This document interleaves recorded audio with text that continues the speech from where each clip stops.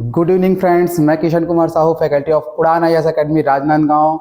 और मैं आप सबके सामने फिर से एक बार मैं मौजूद हूँ नई तालीम के पाठ्यक्रम को लेकर के। ठीक है, आज जो है बीएड के पहला सेमेस्टर का जो एग्ज़ाम होने वाला है कल नई तालीम का, उसके लिए मैं आज जो है ये वीडियो सेगमेंट लेकर के आया हूँ, जिसमें हम डिस्कशन करेंगे एनजीओ यानी कि नॉन गवर्नमेंट ऑर्गेनाइजेशन, गैर सरकारी संगठन पर।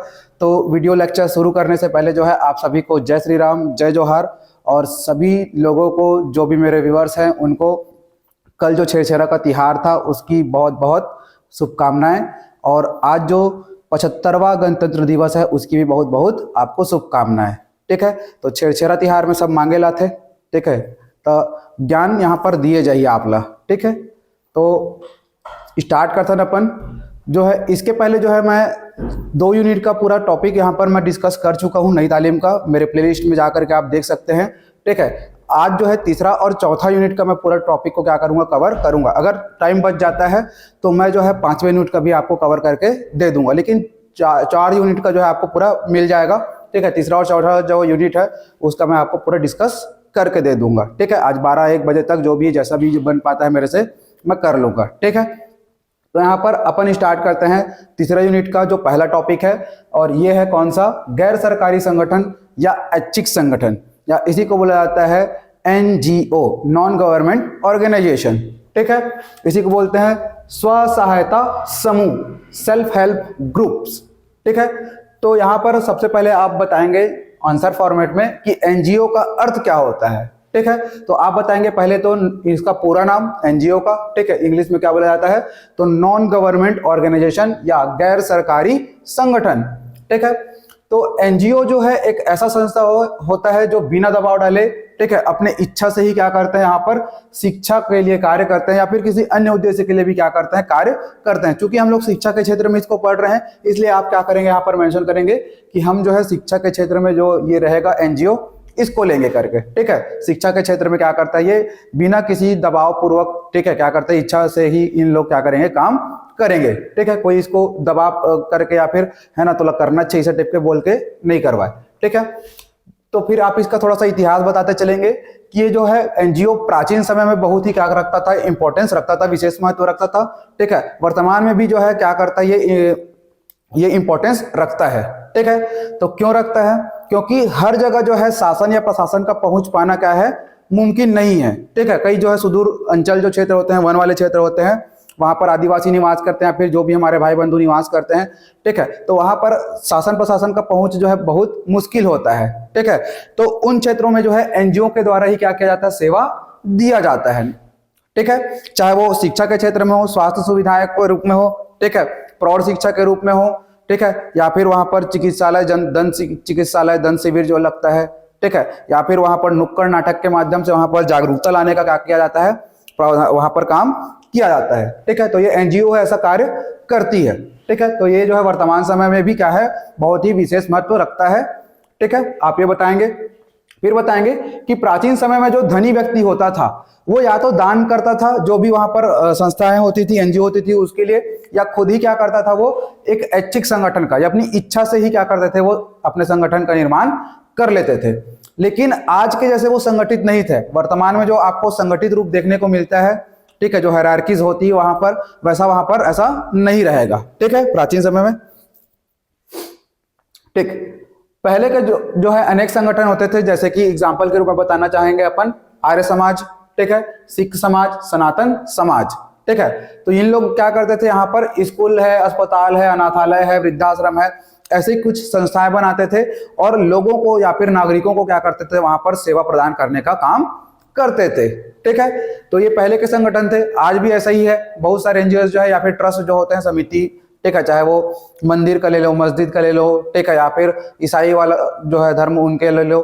ठीक है, तो वहां पर क्या करते हैं उन लोग, स्कूल है, अस्पताल है, अस्पताल में वहां पर एम्बुलेंस वगैरह देने का, या फिर जीवन रथ है, या फिर गरीब रथ है, या फिर वहां पर मुक्ति रथ है। ठीक है, जो भी वहां पर खत्म होते हैं उनको फ्री में ही क्या करते हैं, प्रोवाइड करते हैं ऐसा। ठीक है, तो ऐसा कार्य किया जाता है। तो अब यहाँ पर आप बताएंगे एनजीओ द्वारा संचालित स्कूल, ठीक है, इनकी क्या क्या विशेषता है।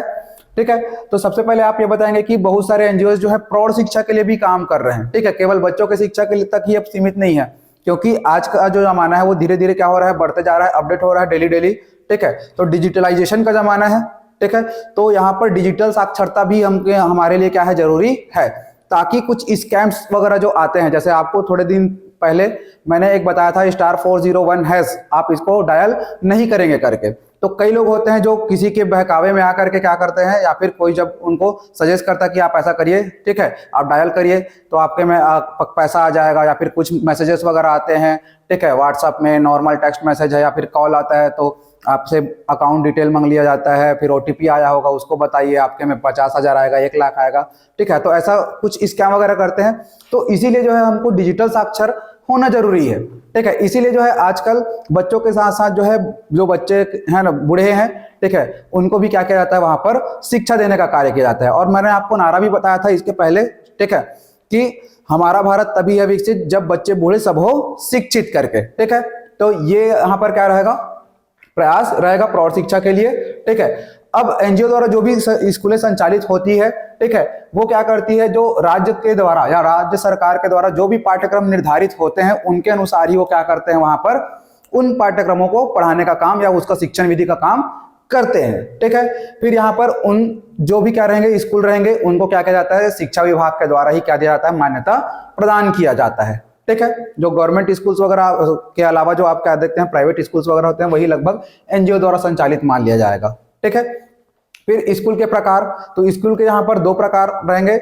जब सरकार डायरेक्ट उनको वित्तीय सहायता देगी ऐसा स्कूल होगा, और या तो जो सहायता के बिना ही क्या करेंगे, रन करेंगे वहां पर। ठीक है, तो ऐसे भी स्कूल्स होते हैं। तो सरकार से वित्तीय सहायता में आप जानते होंगे सरस्वती शिशु मंदिर या सरस्वती विद्या मंदिर। ठीक है, और सरकार से बिना सहायता तो आप जानते होंगे जो भी यहाँ पर क्या रहते हैं, बड़े बड़े जैसे स्कूल्स हैं, जैसे राजनांदगांव में बात करें अपन तो नीरज पब्लिक स्कूल हो गया, ठीक है, रॉयल पब्लिक स्कूल हो गया, ठीक है, वाइडनर हो गया, युगांतर हो गए। तो ये सब क्या है, ऐसे जो बिना सहायता प्राप्त है ना, वित्तीय सहायता इनको नहीं मिलेगा सरकार की ओर से, ऐसे क्या रहेंगे, स्कूल रहेंगे।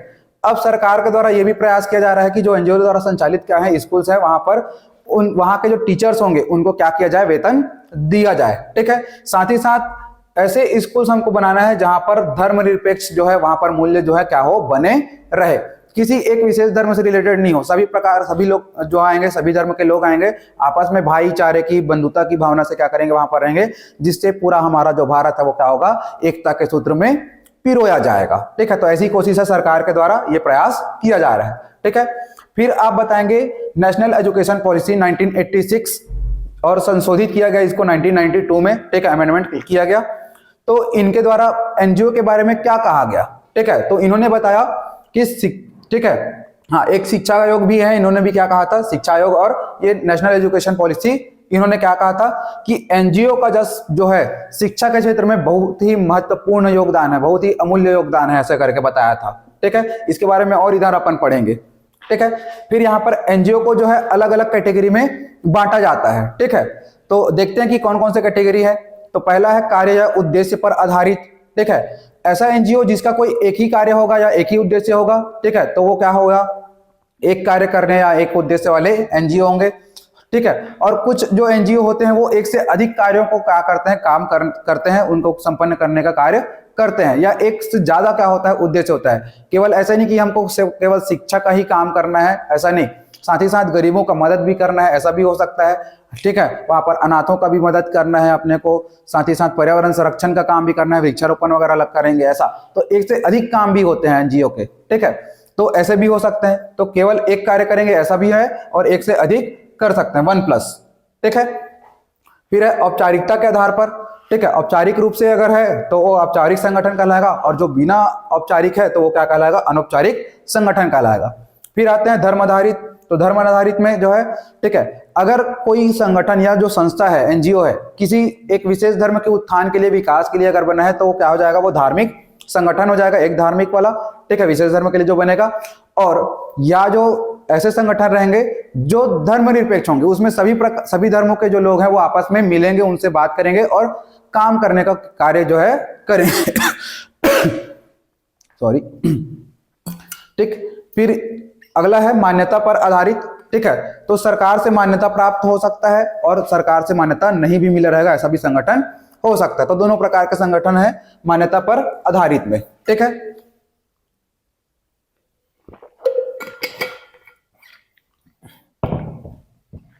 हाँ ठीक। फिर आते हैं यहाँ पर आर्थिक सहायता प्राप्त आधारित, ठीक है। तो कुछ ऐसे संस्थाएं होती है जिसको सरकार के द्वारा आर्थिक सहायता या वित्तीय सहायता प्राप्त होती है, और कुछ ऐसे भी संगठन होते हैं जिसको आर्थिक सहायता प्राप्त नहीं होता, ठीक है।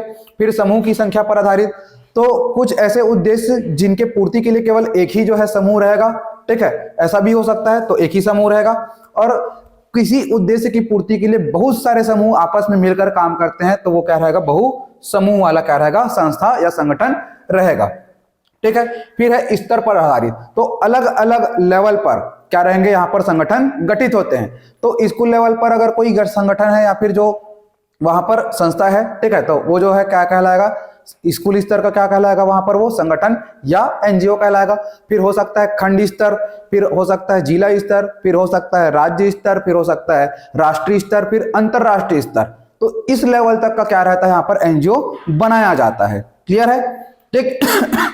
अब आते हैं अपन नेशनल एजुकेशन पॉलिसी 1986 संशोधित 1992, ठीक है, के अनुसार एनजीओ कितने प्रकार के होते हैं और इसमें शिक्षा में क्या योगदान है, ठीक है। तो योगदान को आप बताएंगे कि शिक्षा का जो योजना बनता है और जो प्रबंध होता है उसमें जो है इनके पुनर्गठन में क्या दिया गया है, उच्च प्राथमिकता दिया गया है, ठीक है। विकेंद्रीकरण, ठीक है, सरकार जो है अब क्या कर रहा है, धीरे धीरे क्या कर रहा है, वहां पर अपने जो भी वहां पर क्या है अधिकार है उसको रिलीज कर रहा है, मतलब शक्तियों का बंटवारा कर रहा है, उसी को बोला जाता है विकेंद्रीकरण, ठीक है। विकेंद्रीकरण किसको बोलेंगे, शक्तियों को बांटना, ठीक है।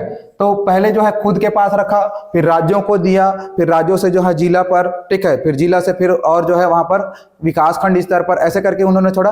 फिर विकास खंड स्तर पर आने के बाद जो है क्या किया गया, एनजीओ में भी डिस्ट्रीब्यूट कर दिया गया उसको, ठीक है। तो ये जो है क्या हो जाएगा, विकेंद्रीकरण कहलाएगा, ठीक है। वो भी अपने स्तर पर क्या ले सकते हैं, निर्णय ले सकते हैं अपने स्कूल से संबंधित, ठीक है।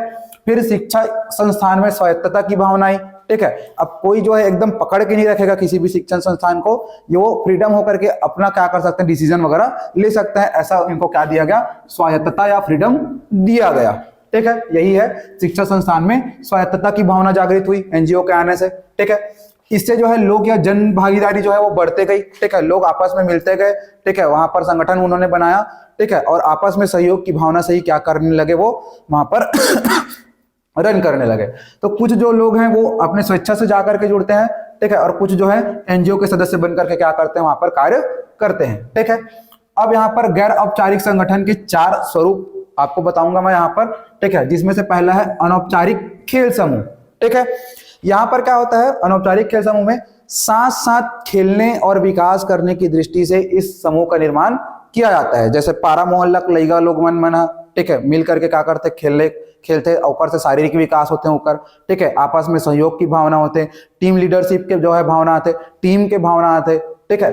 तो ये सब जो है क्या होता है, इससे लाभ रहेगा, ठीक है। लाभ में ये भी बताएंगे कि इससे जो है जाति भेद और वर्ण भेद जो रहेगा वो भी दूर हो जाता है, ठीक है। तो यहाँ पर आस पड़ोस मोहल्ला के, परिवार के ही और ग्राम के जो कुछ लोग हैं उन लोग आपस में खेलते हैं, ठीक है। तो यही क्या हो जाएगा, अनौपचारिक खेल समूह। जैसे कुछ साल पहले जो है हमारे छत्तीसगढ़ में का चालू करेगी रिसे, छत्तीसगढ़िया ओलंपिक, ठीक है। तो वही चीज है रे, अनौपचारिक खेल समूह, वो लेकिन वो सरकार के द्वारा औपचारिक कर देगी रिसे, ठीक है। तो यही क्या है, ये छत्तीसगढ़िया जो ओलंपिक है, इसी में आप देखे रहो, है ना, राजीव युवा मितान क्लब स्तर पर, फिर विकास खंड स्तर पर, फिर जिला स्तर पर, फिर राज्य स्तर पर, ऐसा टाइप का रीस है, ठीक है। तो ये हो गया। फिर अब आते हैं दूसरा है एक मत वाले समूह, ठीक है। मतलब एक मत मतलब एक ही चीज को लेकर के इन लोग चलेंगे, ठीक है, एकदम इनका डिसीजन पूरा परफेक्ट रहेगा, है ना, यहां से वहां ऐसा कुछ नहीं, मैं ये सोच रहा हूं तो आप ये सोचोगे, ऐसा कुछ नहीं, ऐसा टाइप का एकदम एक मत होकर के चलेंगे इन लोग, ठीक है। इनका आकार बहुत ही छोटा रहता है, छोटा आकार कहने का मतलब 3 से 4 सदस्य ही रहेंगे, ठीक है। और इनका जो उद्देश्य जो रहता है या जो लक्ष्य रहता है वो गोपनीयता बना करके रखना होता है, प्राइवेसी बना करके रखना होता है। हमार जो भी बात है तेला काकरो कर अपन मन शेयर नहीं करना, इसे टाइप वाले, ठीक है। तो अब शेयर नहीं करना है, ठीक है, तो भाई विश्वास पात्र आदमी मतलब तो रखी आपस में, है ना, 3-4 जो सदस्य एकदम विश्वास पात्र ही रही तभी तो गोपनीय रख पाई बात ला, ठीक है, नहीं तो आजकल तो पचे नहीं धरे, ठीक, तो वही है। फिर संगठित या जत्था समूह, संगठित होकर के, ठीक है।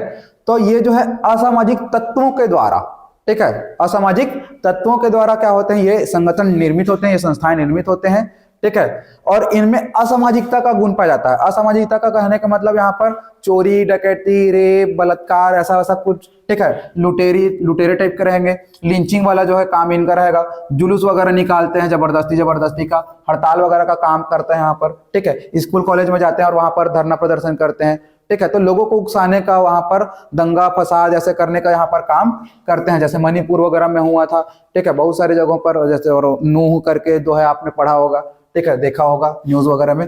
तो वही क्या है, संगठित या जत्था समूह, बहुत सारे बल्क में रहेंगे यहाँ पर जो लोग रहेंगे, उस जो समूह रहेगा उसमें, ठीक है। फिर है नवयुवक संगठन, ये बहुत ही इंपॉर्टेंट है, ठीक है। और ऐसे ही संगठन से जो है मैं भी जुड़ा हूं, ठीक है। हमारे परिवार के जो है भाई लोग भी, उन लोग भी जुड़े हैं, ठीक है, जिसका नाम है सुभाष युवा संगठन ग्राम मोखला करके, ठीक है। तो ये जो नवयुवक संगठन है, ठीक है, ये स्काउटिंग का काम करते हैं, गर्ल गाइडिंग का काम करते हैं, नवयुवक दल के रूप में काम करते हैं, ठीक है। और एक जो है समाज कल्याण केंद्र के रूप में स्थापित होते हैं, ठीक है। स्काउटिंग कहने का मतलब वहां पर जब भी मार्च पास्ट वगैरह निकलता है, जैसे हमारे गांव में कलश यात्रा निकलता है, या फिर जैसे आज प्रभात फेरी वगैरह निकला था, तो उसमें वहां पर हमारे संस्था के जो है, या फिर हमारे समूह के जो भाई बंधु हैं अन्य, उन लोग क्या करते हैं, वहां पर हेल्प करते हैं, ठीक है। गर्लों को जो है वहां पर, मतलब घर कहने का मतलब लड़कियों को जो है सही गाइडेंस प्रोवाइड करने का, ठीक है, वहां पर वो काम करते हैं, ठीक है। नवयुवक दल के रूप में रहेंगे इन लोग, ठीक है। हम लोग जो है नवयुवक दल के रूप में, तो हम लोग जो है हमारे गांव का जो तरिया है, ठीक है, तरिया बॉर्डर में वहां पर हम काला गाहन पेड़ पौधा लगाथन, ठीक है। गांव के ही कुछ विकास के लिए जो है अन्य जो काम है वो करथन, ठीक है। फिर दुर्गा जी की स्थापना होते तो में भी सहयोग करथन, ठीक है। तो मैं तो खैर राजनांदगांव में रहता हूँ, गांव में ज्यादा नहीं हो पाए मोर जाना, लेकिन फिर भी जो है मोर साइड से कोशिश करते हैं कि कम से कम वित्तीय सहायता है जो है, जो भी है अपन से बन पड़े कर दिया जाए करके, ठीक है। तो ऐसे ही अपन करथन। और तो इससे क्या फायदा होता है कि शिक्षा के क्षेत्र में प्रभावशाली संगठन के रूप में स्थापित होता है, ठीक है। तो मैं कोशिश किया कि जो है मैं संगठन में बात किया कि क्या किया जाए, वहाँ के लोग जो रहेंगे उनको फ्री में मैं एजुकेशन प्रोवाइड कर सकूं, लेकिन वहाँ पर ऐसा माहौल नहीं है करके वहाँ पर मना कर दिया गया मेरे को कि आप जो है पढ़ा तो रहे, ठीक है, आपका सोच जो है वो सही है, लेकिन यहाँ पर उतने लोग नहीं है जो आपके पढ़ाई के लिए क्या हो, इंटरेस्टेड हो करके, ठीक है। तो शिक्षा के क्षेत्र में प्रभावशाली संगठन है, ठीक है। लाभ क्या होता है इससे, तो इससे जो है जितने भी लोग हैं, इन लोग क्या करेंगे, अपने गांव के जो भी और जो छोटे छोटे बच्चे रहेंगे उनके लिए जीवन आदर्श प्रस्तुत करते हैं कि हमको जीवन में कैसा होना चाहिए, हमको कैसे एक दूसरे को लेकर के पूरे गांव का नाम रोशन करना चाहिए, ऐसा, ठीक है। फिर यहाँ पर वो जो वहाँ के नागरिक रहेंगे उनमें नागरिक गुणों का विकास करते हैं, ठीक है, कि आपका नागरिक होने के प्रति जो है आपका क्या कर्तव्य बनता है अपने गांव के लिए, ठीक है। आपको गांव को स्वच्छ रखना है, ठीक है, वहां पर आपस में सहयोग के भावना से रहना है, एकता के भावना से रहना है, ठीक है, एक दूसरे का मदद करते रहना है, ऐसा, ठीक है। तो नागरिक गुणों का विकास। फिर है एकता की भावना, जैसे अभी आपको बताया। त्याग की भावना, ऐसा नहीं है कि हमेशा हर चीज का संचय किया जाए, भाई छोड़ा भी जाए, जब तक आपके पास भरा पूरा रहेगा तो भगवान कला दी, आदमी खाली हाथ रही तबीयत दी ना, ठीक है। तो वही है, तो जब तक आप छोड़ोगे नहीं तब तक आपको मिलेगा भी नहीं, तो हमको छोड़ना है, ठीक है, तब हमको मिलेगा, ठीक है, यही वाला है। और सहयोग का भावना अभी आपको बताया, वही सब चीज, ठीक है। तो गुणों में जो है आप ये बताएंगे एनजीओ के जो क्या गुण होते हैं, ठीक है, तो जो है आपको बताया मैंने यहाँ पर, वही सब आप मेंशन करेंगे जो अच्छी अच्छी बातें हैं। फिर दोष भी बताएंगे इसका आप, ठीक है, कि कुछ जो एनजीओ हैं पहले वो सेवा भावना के रूप में तो गठित होते हैं कि हमको हाँ सेवा करना है लोगों का, जो भी बच्चे बूढ़े हैं, जो भी गरीब हैं उनका, ठीक है। लेकिन धीरे धीरे जैसे ही वहां पर फायदा देखते हैं उनका चालू हो जाता है खुजली, ठीक है। और उन लोग मुनाफा कमाने के लिए क्या करते हैं, एनजीओ का गठन करते हैं, ठीक है। अपने उद्देश्य को भूल जाएंगे कि वो किस लिए गठित हुए हैं, फिर उन लोग का चल रहा धड़ाधड़ मुनाफा कमाई, ठीक है। तोला कितना रुपया मिली, मोला कितना रुपया मिली, सीसी की के, ठीक है। मनमाना फीस वसूलने का काम करते हैं, देखे होंगे बहुत सारे जो है स्कूल्स वगैरह होते हैं, जैसे आपको कुछ दिन पहले बताया था कि 40-40 हजार रुपया फीस वसूल रहे हैं एक साल का, ये पहली बच्चा पर, ठीक है, पहला क्लास के, फर्स्ट क्लास के बच्चा पर 40 हजार के। हमन तो पता नहीं, हमन पढ़े हो वो बचपन लेके अपन पूरा 12वीं क्लास तक थे, तब इतना दे हो वो नहीं दे हो ते भगवान जाने, ठीक है। तो ये वही फीस वसूली, ठीक। फिर अब ये जो है सेवा क्षेत्र से उद्योग क्षेत्र की ओर बढ़ चुके हैं एनजीओ जो है, ठीक है।